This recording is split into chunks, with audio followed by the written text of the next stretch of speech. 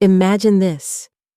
You raise a daughter your whole life, you sacrifice everything for her, and one night, she looks you in the eye, calls you an extra mouth to feed, and throws you out of her home. This is not just a family betrayal. This is a revenge story, a mother-daughter drama where silence turns into power and heartbreak transforms into justice.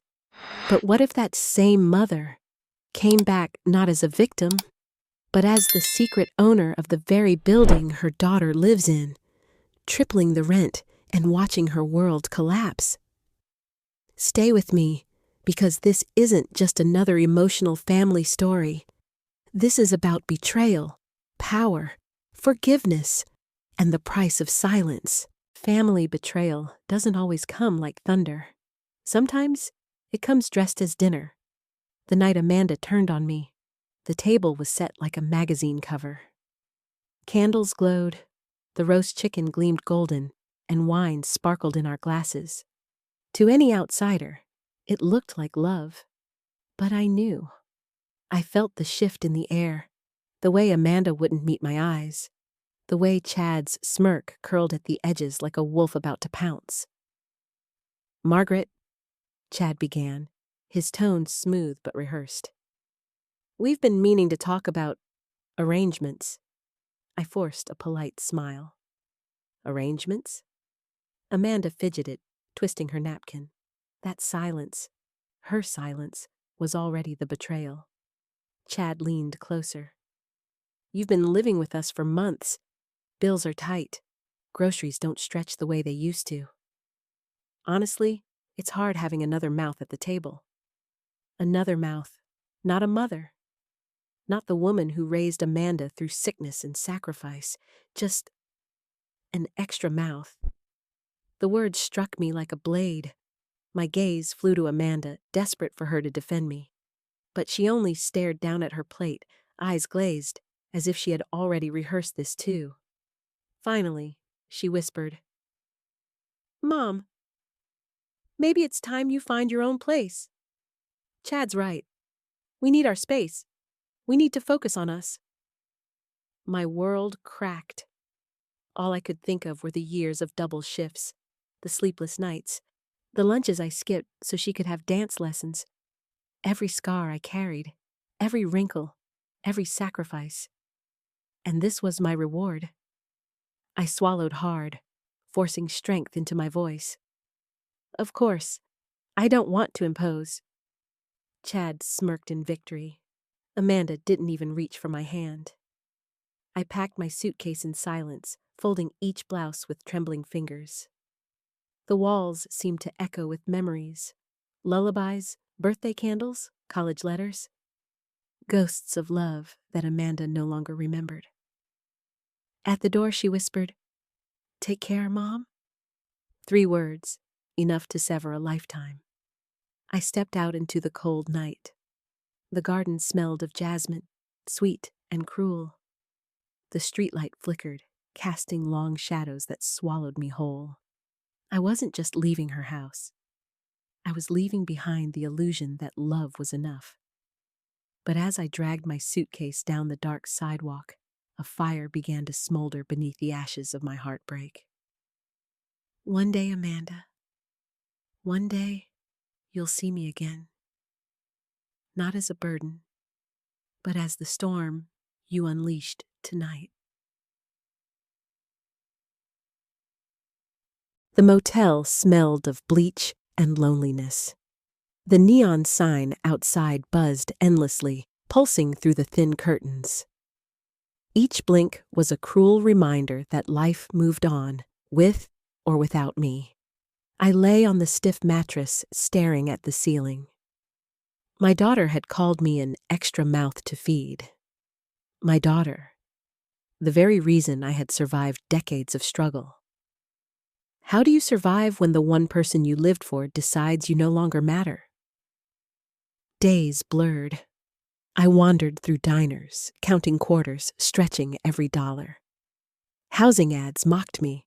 First and last month required. Credit check mandatory. Each rejection was another nail in the coffin of my dignity. I wasn't an addict. I wasn't a criminal. I was a mother. But to the world, I was nothing but a liability. There were nights when dark thoughts whispered to me, traffic lights glowing red like invitations, pill bottles on pharmacy shelves like promises of quiet. But something kept me breathing, something I couldn't name. On the fourth night, while searching my suitcase for a sweater, I found it. A leather-bound journal, edges worn, pages yellowed. My mother's journal. I hadn't opened it in years, but that night, I did. Her handwriting filled the pages. Memories, lessons, fragments of wisdom she had wanted me to carry. People will measure your worth by what you cost them, not what you gave them. Silence is not weakness. Silence is strategy. Power comes not from wealth, but from endurance. Each line sank into me like lifelines tossed to a drowning woman, and then I saw it. A folded paper tucked between two pages. A name, Samuel Goldstein, attorney at law. And in my mother's firm script, if you are ever cornered, call him. He will know what to do. My pulse raced. Why would she leave me this? What did she know? For the first time since Amanda's betrayal, I felt something other than despair. A spark. Maybe I wasn't finished. Maybe my story was only beginning.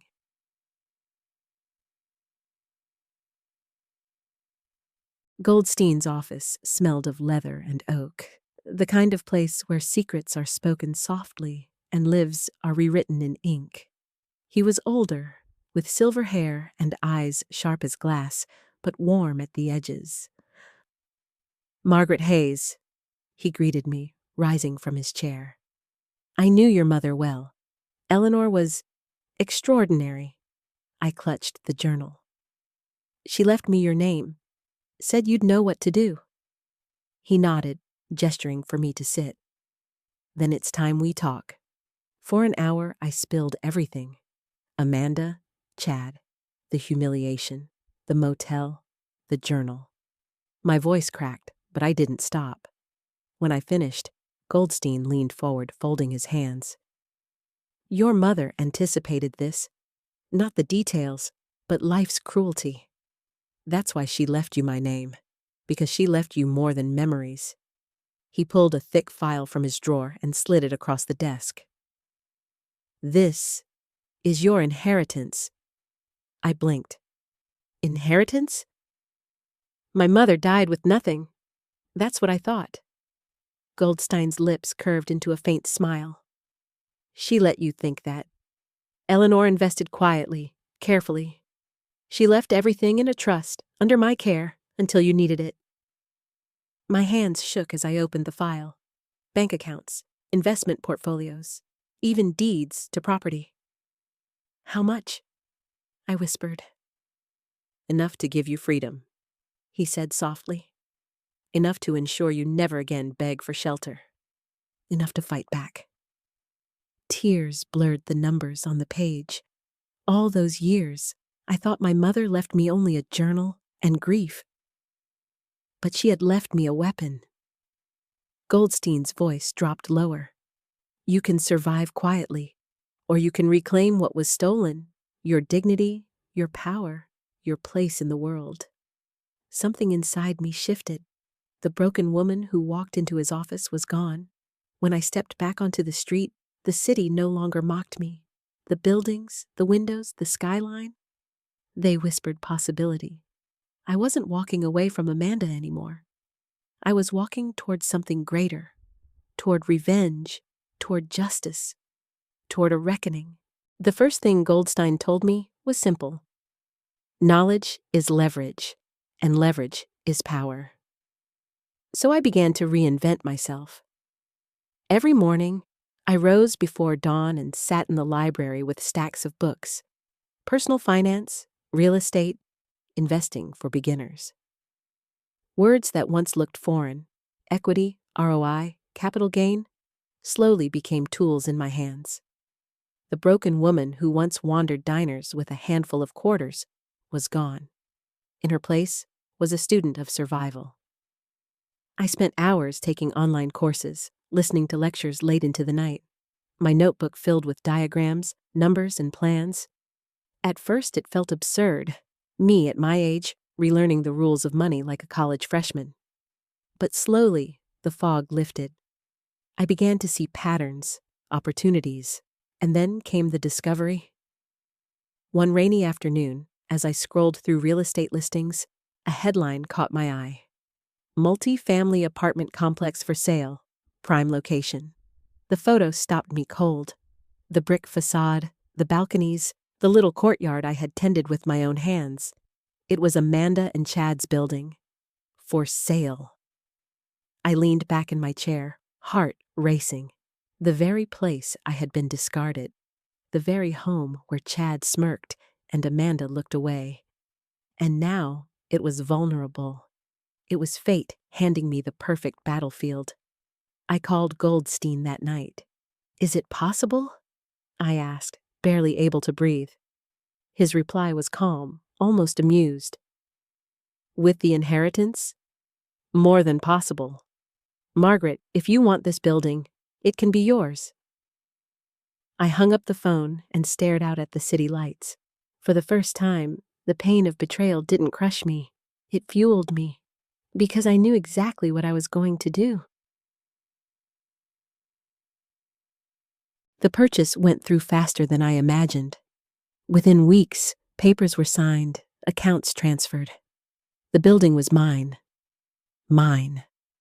I walked through the courtyard one evening, anonymous among the tenants. They didn't know the woman strolling past the mailbox was their new landlord. They didn't know the heart beating in my chest belonged to the mother Chad had humiliated. And Amanda, she was upstairs, cooking dinner, probably telling herself she had moved on. She had no idea the ground beneath her was shifting. I didn't announce myself right away. No. I let the silence do the work.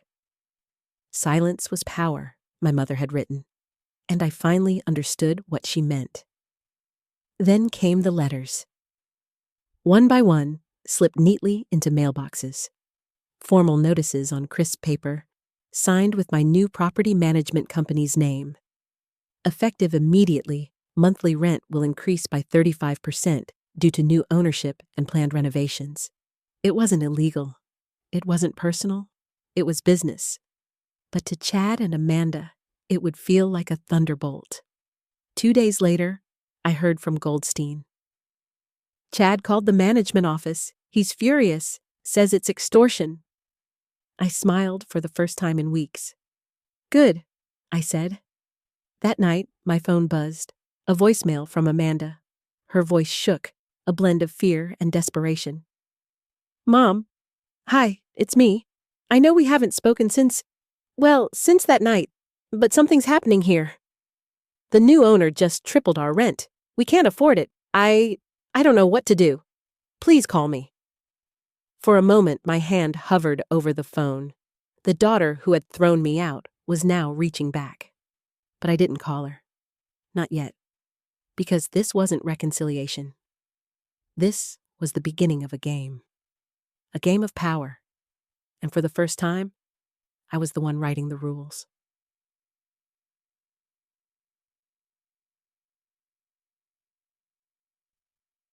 I didn't need to imagine their struggle.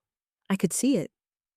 From the corner cafe across the street, I watched Amanda trudge home with grocery bags lighter than before. I saw Chad slam doors, his temper no longer hidden behind fake smiles. Their windows glowed late into the night with muffled arguments. The cracks were widening. For years, Chad had strutted like a king. He had the job, the apartment, the wife he thought he could mold. And now, with a single letter, his castle was crumbling.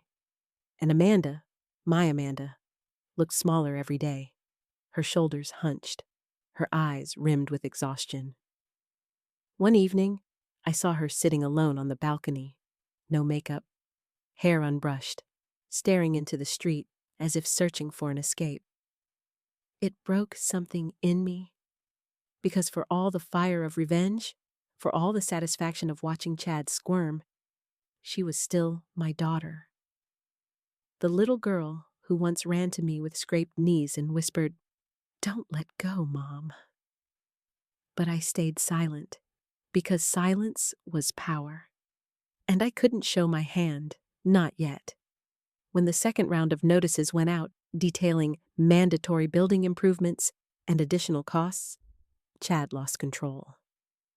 He stormed into the management office, shouting, threatening lawsuits. Tenants watched from the hallway as his mask cracked. Goldstein called me after. "He's unraveling," he said. "Good," I whispered again. But that night, as I watched Amanda press her forehead against their window, tears streaking her face, I felt the first tremor of doubt. Was I punishing Chad, or was I punishing her too? The line between justice and cruelty was beginning to blur. When the ink on the deed dried, I realized ownership wasn't just about collecting rent. It was about control. So I began to transform the building. Contractors arrived with blueprints and hard hats. Hallways once chipped and dingy now gleamed with fresh paint. Security cameras blinked in corners, silent eyes that captured every move. Locks were changed, mailboxes replaced, rules enforced. The tenants grumbled, but they adapted. Everyone except Chad. From my office window across the street, I could see him pacing in the courtyard, jaw tight, fists clenched. A man used to dominance now trapped in a cage he didn't build. For me, every hammer strike was liberation. Every coat of paint was a message. The balance has shifted. I am not the broken woman you discarded. I am the one holding the keys. But as the weeks passed, I noticed something unsettling. The reflection in the mirror was changing. My posture straighter, my gaze sharper. Even my voice on the phone with Goldstein carried steel. The woman who once trembled packing a suitcase now negotiated contracts and made decisions with no hesitation. I was becoming someone else. Someone stronger. Someone dangerous. And yet, late at night, I wondered, was I becoming free? Or was I becoming just like Chad, power-hungry, merciless, unrecognizable? For now, I silenced those doubts, because the game was still unfolding, and silence, once again, was my greatest weapon.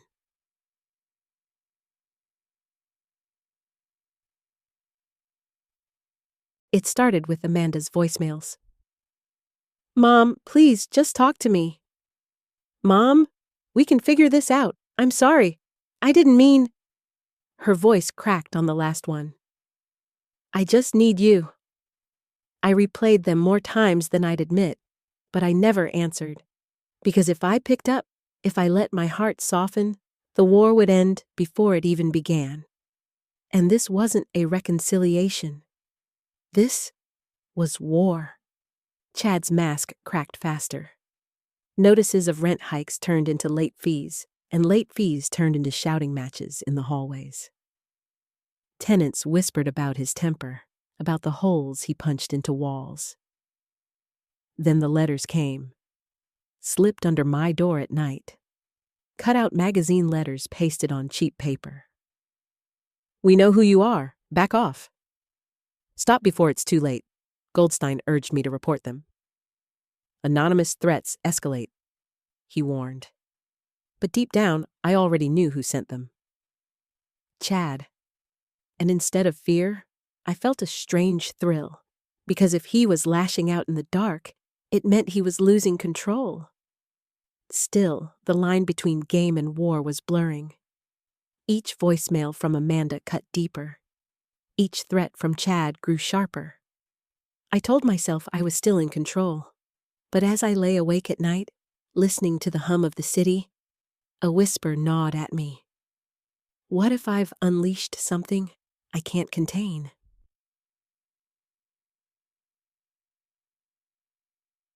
Chad was never stupid. Arrogant, yes. But not stupid. He started digging. Neighbors told me they saw him asking questions in the management office, pressing staff for the name of the new owner. His smile was thin, but his eyes, hungry, restless. Amanda, meanwhile, began piecing her own puzzle. One evening, I watched from across the street as she sorted through mail at the lobby table. She froze at a letterhead, my property company's logo, initials that matched mine too closely. Her brow furrowed, lips parting as though she had seen a ghost. For the first time, I saw suspicion in her eyes. The voicemails changed tone after that. "Mom? Is it you? Please tell me it's not you. Tell me you're not the one behind this."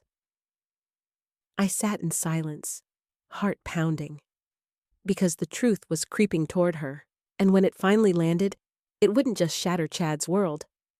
It would shatter hers.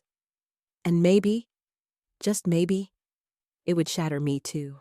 It was a Sunday afternoon when the knock came. 3 steady raps on the door of my new apartment. I froze. Few people knew where I lived. Goldstein, the building manager, no one else. When I opened the door, my breath caught. Amanda. Her eyes were wide, her face pale, as though she had rehearsed this moment 1,000 times and still wasn't ready. "Mom?" she whispered. The word broke something inside me. For weeks, she had been a voice on a machine, a shadow across the street. Now she was here. Flesh, blood, guilt, and desperation. "I knew it," she said, her voice trembling. "It's you.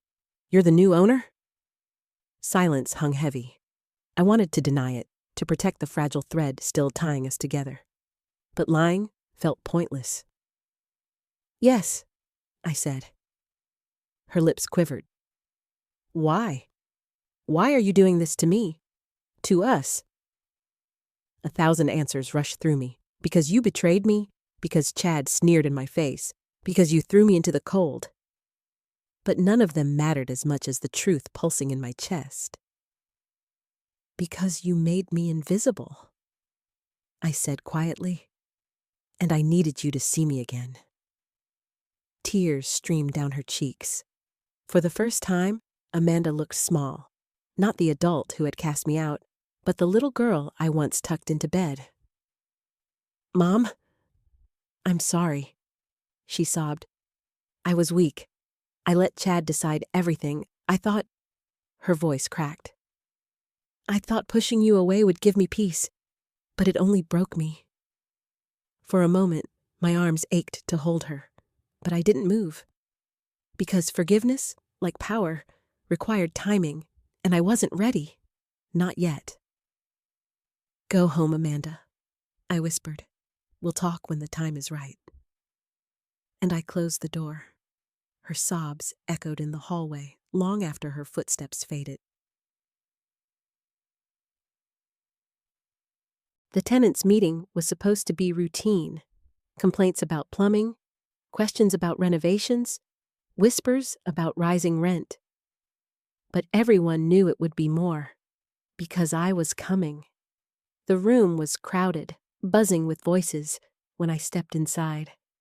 Conversations faltered, eyes turned. Amanda sat near the front, pale and anxious. And beside her, Chad, arms crossed, fury radiating from his skin. The property manager cleared his throat. "Ladies and gentlemen, may I present the new owner of this building, Mrs. Margaret Hayes." Gasps rippled through the room. All at once, every eye was on me. Amanda's hand flew to her mouth. Chad's jaw tightened, his face draining of color before flushing crimson. "You!"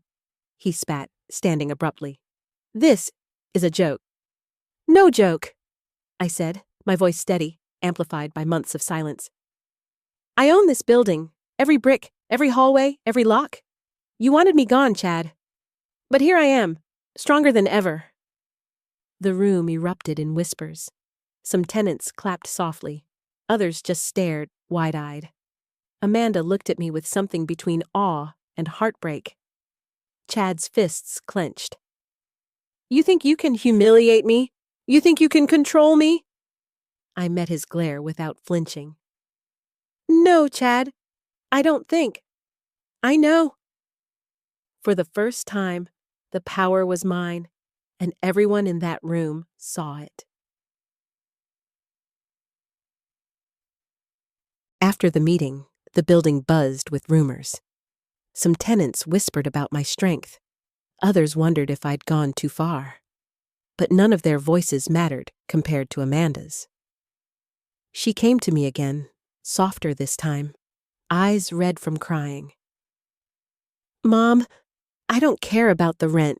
I don't care about the building. I need you back. Her words pierced deeper than any of Chad's threats. Because they weren't strategy. They weren't manipulation. They were my daughter's truth. For the first time in months, I let her hug me. And though my arms wrapped around her, my mind churned with questions. Was this redemption or desperation? Because Chad wasn't finished. I could see it in his eyes at that meeting, the way his pride cracked, the way his mask slipped.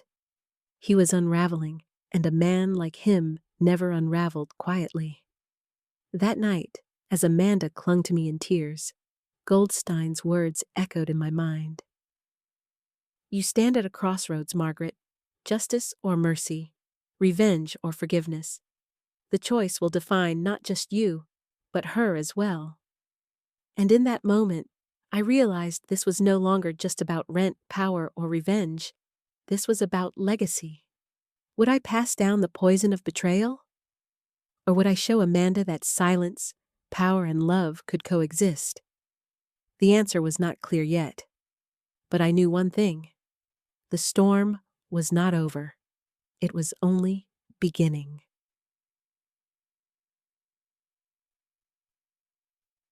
Chad was unraveling, and when a man like him unravels, he claws at everything in reach. It began with questions. Tenants whispered that he prowled the lobby, asking for the landlord's contact, rifling through notices, memorizing signatures. His arrogance disguised as curiosity, but I knew better. He was hunting me. Then came the threats. Anonymous notes slipped under my door at night.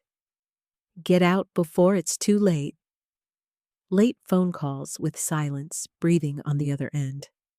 A shattered bottle outside my building one morning, glass glittering like teeth. Goldstein insisted I press charges. Margaret, men like Chad escalate. You must protect yourself. But I wasn't afraid. Not anymore. Because fear was what had chained me for too long. And now I held the chain. What haunted me wasn't the threat. It was Amanda. I saw her more often now, slipping out of the apartment with downcast eyes, her smile brittle, her phone clutched like a lifeline. When she looked at me across the courtyard, there was no anger, only pleading. One evening, she whispered through my voicemail, Mom, he's not the man you think. He's worse. I'm trying to leave him, but I don't know how. That was the moment I knew Chad's war wasn't with me anymore. It was with her, and the battlefield was Amanda's soul. Chad's anger no longer hid behind charm. The building echoed with his shouts, doors slamming, footsteps pounding down hallways. Tenants began avoiding him. Mothers pulled children closer when he passed. And Amanda, my Amanda, was wilting. I watched from across the street as he yanked her arm during an argument, his voice low and venomous. She pulled away for once, fire flashing in her eyes. It was the first time she had resisted him. And the first time I felt the instinct to storm across and tear him away from her. But I stayed. Because if I moved too soon, if I showed my hand, the entire game collapsed. That night, Amanda appeared at my door. No words, just tears, bruises blooming like shadows on her wrist. My hands trembled with rage, but I didn't ask questions. I simply held her. "Mom," she whispered, "I can't do this anymore." The words were both surrender and awakening. Chad, meanwhile, grew bolder. He stormed into the management office, demanding my identity. He prowled the courtyard with clenched fists, muttering about lawsuits, revenge, and enemies he would crush. The building was no longer just brick and mortar. It was a pressure cooker, hissing with tension, waiting for an explosion. And I knew, sooner or later, I'd have to decide. Would I step into the fire to shield Amanda? Or would I let her walk through it herself, to finally burn away the chains he had wrapped around her? The choice loomed closer with every scream that rattled their walls.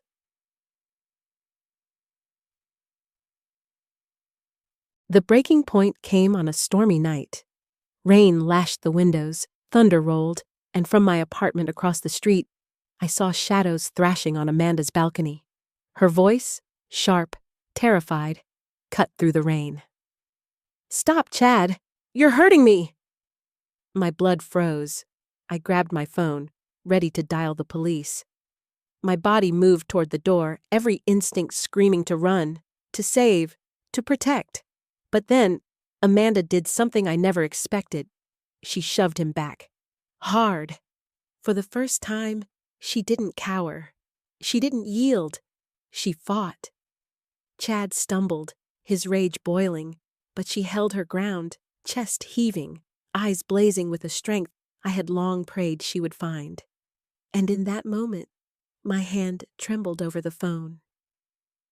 Because maybe, just maybe, this was the battle she needed to fight herself. Maybe my silence had forged her spine the way my mother's silence once forged mine. From the shadows, I watched my daughter break her chains, and I realized revenge had never been the real story. The real story was survival. And survival meant passing on strength, even if it came wrapped in fire and pain. But as Chad roared into the storm, I knew one thing. This wasn't the end. Not for him, and certainly not for me. Chad was a man cornered, and cornered men are dangerous. The night after the balcony fight, he stormed into the lobby with bloodshot eyes, shouting about conspiracies. He ranted to anyone who would listen, about the landlord witch, about vengeance, about enemies plotting against him. Tenants whispered, frightened, some already packing to move out. Amanda, meanwhile, had vanished into silence. Curtains drawn. Phone unanswered. The only sign of life was the faint glow of a lamp flickering in her apartment. Then came the call from Goldstain. "Margaret, Chad's been digging deeper. He tried to bribe a clerk for property records. It won't be long before he knows everything." I tightened my grip on the receiver. "Let him know," I said coldly. "Sometimes the truth is the sharpest weapon." That evening, another letter slid under my door. This one wasn't anonymous. His handwriting scrawled across the page like claws. "You'll regret this. You'll lose her for good. I'll make sure of it." But what Chad didn't understand was simple. I had already lost Amanda once. I wasn't afraid of losing her again, because this time, I wasn't the one who should be afraid.